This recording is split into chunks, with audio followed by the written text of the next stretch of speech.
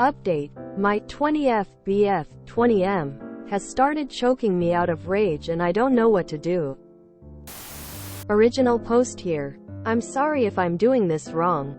I am not a Reddit user.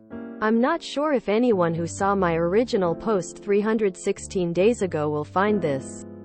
But I just wanted to put this out there in case anyone did. And I needed to thank everyone who commented, messaged me with advice.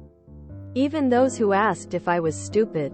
Truthfully, I read every single comment and message at least 4 times over. I didn't respond to any because I was so horrified by what I was reading. I grew up very sheltered, but you all made me realize how dark the world can be and how serious the matter was. I'm ashamed to say I didn't get out right away like you all said to do. I knew I needed to, but I was basically frozen with fear. I was so shaken after the incident that I couldn't even look at him for 3 days following my post. He obviously noticed this, but don't worry. He didn't try to lay his hands on me again. On the 3rd night he started openly sobbing, saying he knew he was wrong and just wanted his girlfriend back, and I just continued to silently cry looking away. He kept trying to hug me and I kept backing away. Eventually to a point where I was sobbing, shaking, screaming at him to stay away from me. He didn't like how upset I was getting, and I think he tried to grab me for a hug in an attempt to calm me down, but your comments were in my head, so I panicked and tried to jab him with the keys I was holding at the time. It didn't really do any physical damage aside from leaving a minor red scratch, but it did get him off of me and the situation fizzled immediately. The next day I was gone. I didn't have my own vehicle, but my sister lived in the same city, so I asked her to come pick me up while he was at work.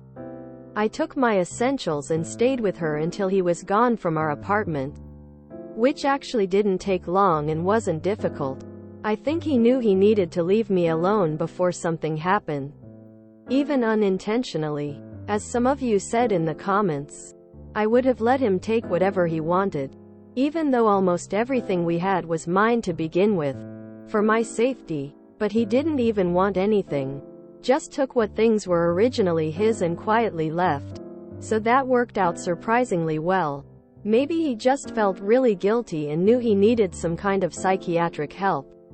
I am obviously traumatized. It's been almost a year since this happened and I'm still shaking as I recount the event. I've been in therapy and have been living by myself again ever since. It wasn't difficult to move past. I've suffered abuse at the hands of my father from the time I was born to the time I moved out. That's a story for another time, but I thought it relevant since it helped me stay strong through this. I am much happier. As soon as he left, it was like all the dark clouds cleared and the sun finally started to shine on my life again. Thank you all for potentially saving my life. TLDR. I got out. Edit. Thank you everyone for your kind words and well wishes. Much love. Less than 3. So glad to hear it all worked out well for you, Op. I remember your post and hope that it was just a once-off thing and not a pattern of behavior. I have a feeling that he didn't know himself why he did it. But he did, and that is something that he has to resolve so that no one else ever has to go through this. Maybe he just felt really guilty and knew he needed some kind of psychiatric help. One can only hope. He is very, very lucky you didn't go to the police and filed against him. Look after yourself and please get some help if you find that you are suffering from any form of PTSD as an extra to your normal therapy work. Never be afraid of reaching out for help. I'm really happy and proud of you. And you should be proud of yourself too.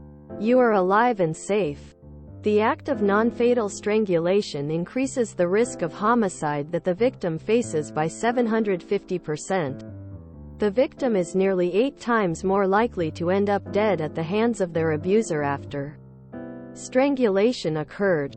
That's how close you were in becoming a part of these numbers. Wow. I am so proud of you. You are incredibly strong and brave. Good luck on your healing path from here on out. I remember your post last year, and I'm relieved that you're alive and thankful you're safe and have been able to find support. Stay strong. You deserve a life free from violence and abuse. I'm proud of you for getting out. It's important that you know that not reporting him doesn't implicate you in any future actions. No matter what happens, no matter what he does, none of it is ever going to be your fault. You have to look out for your mental health.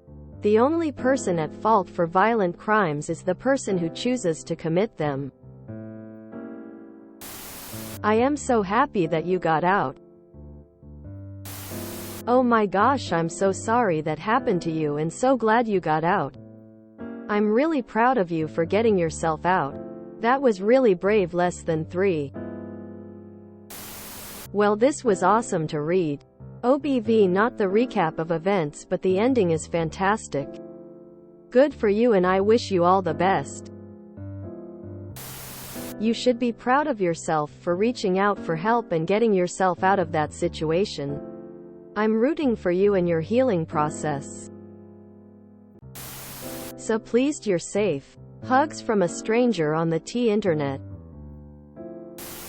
Good that you got out, op. It can be difficult in a situation like the one you were in. So happy to see you took care of yourself. Hope your next BF will be a much nicer experience without any abuse. Good luck. I'm proud of you, op.